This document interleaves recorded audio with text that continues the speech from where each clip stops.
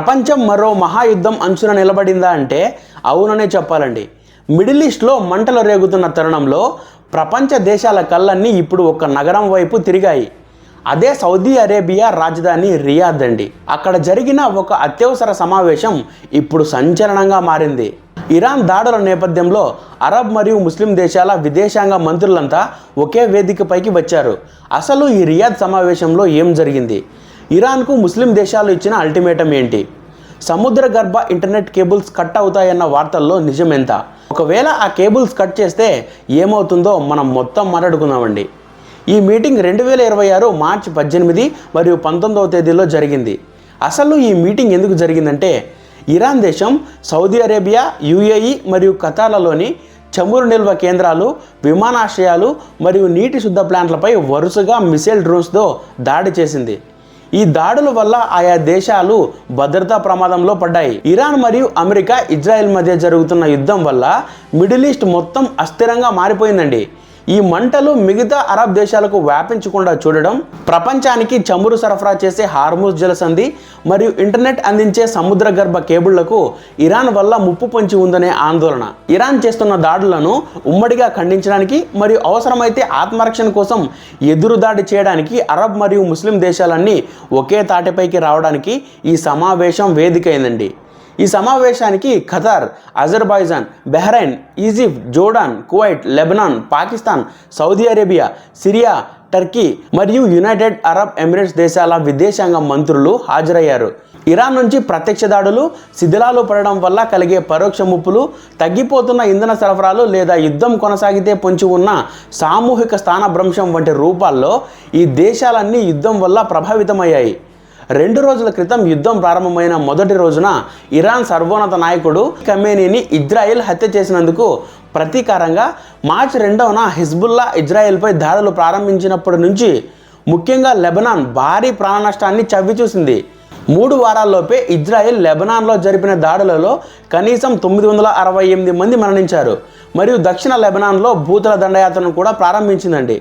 ఈ సమావేశం నుండి గ్రహించవలసిన ముఖ్య విషయం ఏంటంటే గతంలో ఇరాన్ పట్ల విస్తృతంగా సానుభూతితో ఉన్న 12 దేశాలు ఇప్పుడు రక్షణాత్మక చర్యపై ఐక్యరాజ్య సమితి చార్టర్లోని ఆర్టికల్ 51ని ఉటంకిస్తూ రాష్ట్రాలకు తమను తాము రక్షించుకునే హక్కు ఉందని నొక్కి చెప్పాయండి. నివాస ప్రాంతాలు, నీటి శుద్ధి కర్మాగారాలు, చమురు కేంద్రాలు, విమానాశ్రయాలు మరియు దౌత్య కార్యాలయాలతో సహా పలు లక్ష్యాలపై బాలిస్టిక్ మిసైల్స్ మరియు డ్రోన్లతో ఇరాన్ ఉద్దేశపూర్వకంగా జరిపిన దాడులను వారు సమిష్టిగా ఖండించారు. అంతేకాకుండా ఈ విదేశాంగ మంత్రులంతా కలిసి ఇరాన్కి కొన్ని డిమాండ్స్ కూడా చేశారండి. అవి ఏంటంటే ఫస్ట్ దాడుల్ని ఆపాలి, పొరుగు దేశాలను లక్ష్యంగా చేసుకుని రెచ్చగొట్టే చర్యలు లేదా బెదిరింపులను ఆపాలి, అరబ్ దేశాలలో ఉన్న ఇరాన్ అనుకూల ప్రాక్సీ గ్రూపులకు మద్దతు ఇవ్వడం, నిధులు సమకూర్చడం మరియు ఆయుధాలను అందించడం మానుకోవాలి, హార్ముజ్ జలసంధిని అడ్డుకోవడం లేదా బాబ్ అల్ మండేబ్ జలసంధిలో సముద్ర భద్రతకు ముప్పు కలిగించడం వంటి చర్యలకు దూరంగా ఉండాలి అని వాళ్ళ డిమాండ్స్ని ఇరాన్ ముందు పెట్టారు. సమావేశం ముగిసిన తర్వాత సౌదీ విదేశాంగ మంత్రి ఫైసల్ బిన్ ఫర్హాన్ చేసిన వ్యాఖ్యలు ఇప్పుడు ప్రపంచవ్యాప్తంగా చర్చనీయాంశమయ్యాయండి. ఆయన మాటల్లో మునుపెన్నడూ లేని ఒక కఠినత్వం కనిపించింది. ఇరాన్ ఇవన్నీ ఆపకపోతే ఏం యాక్షన్స్ తీసుకుంటారు అనడానికి ఇరాన్కు ఎంత సమయం ఉందన్నది ఆయన స్పష్టం చేయలేదు. కానీ 1 రోజా, 2 రోజుల లేదా వారం రోజుల నేను ఇప్పుడు చెప్పను అనడం ద్వారా సౌదీ తన వ్యూహాన్ని అత్యంత రహస్యంగా ఉంచింది. ఇది ఇరాన్పై మానసిక ఒత్తిడిని పెంచుతుంది.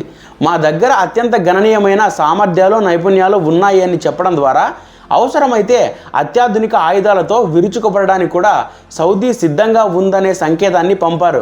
ఇక ఇరాన్ విషయానికి వస్తే ఇరాన్లో పెత్తనం ఎవరిది అనే ప్రశ్న ఇప్పటికి కూడా ఉంది. హత్యకు గురైన తండ్రి స్థానంలో నియమితులైనప్పటి నుంచి బహిరంగంగా కనిపించని కొత్త సర్వోన్నత నాయకుడు మోజ్దాబా ఖమేనీ ఈ అత్యున్నత పదవిని చేపట్టడానికి ముందు ఎన్నడూ ప్రభుత్వ పదవిని నిర్వహించలేదు. బుధవారం రాత్రి ఆలస్యంగా అతని అధికారిక టెలిగ్రామ్ ఛానల్లో ఒక ట్వీట్ రాశాడండి. అదేంటంటే చిందిన ప్రతి రక్తపు బొట్టుకు ఒక మూల్యం ఉంటుంది అని. ఇంకొక పక్క ఇరాన్, ఇజ్రాయెల్ మధ్య ఉద్రిక్తతలు పెరుగుతున్న నేపథ్యంలో ప్రపంచం ముందు మరో భయం వెంటాడుతుంది. అదే డిజిటల్ బ్లాక్అవుట్. హార్ముజ్ జలసంధి ద్వారా వెళ్లే సముద్ర గర్భ ఇంటర్నెట్ కేబుల్లను ఇరాన్ కట్ చేసే అవకాశం ఉందనే వార్తలు ఇప్పుడు ప్రపంచాన్ని భయపెడుతున్నాయి. అదే జరిగితే దానివల్ల ప్రపంచ ఇంటర్నెట్ వ్యవస్థ కుప్పకూలుతుందా అనే ఆందోళన కూడా వ్యక్తమవుతోంది.